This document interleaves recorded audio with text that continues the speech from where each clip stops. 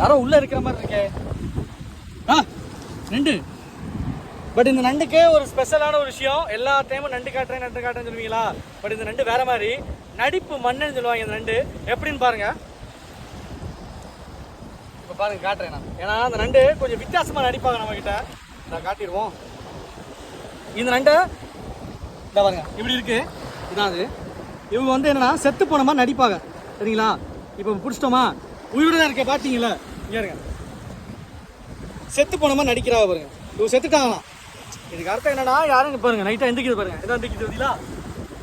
எந்திக்குதுல இவ செத்து போன மாதிரி நடிக்கிறது. ஏன்னா அப்போ தான் யாராவது பிடிக்க வந்தால் செத்துட்டான், நான் செத்துட்டேன் அப்படிங்கிற மாதிரி காமெடி பண்ணுற மாதிரி இது.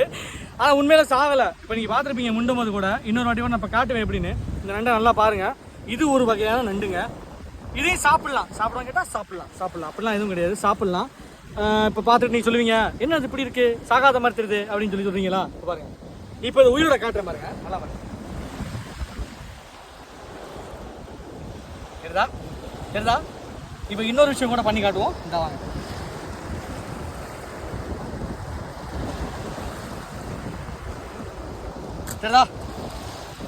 சரிதா? டப்பா மேல வச்சு தெரியுதா? நடிப்பு மன்னன் இவரு. நடிச்சுக்கிட்டே இருப்பார் ஆளு. அதனால தான் இப்போ தண்ணியில் விட்டோம்னா ஓடிடுவாங்க. படப்பட ஓடிடுவான்.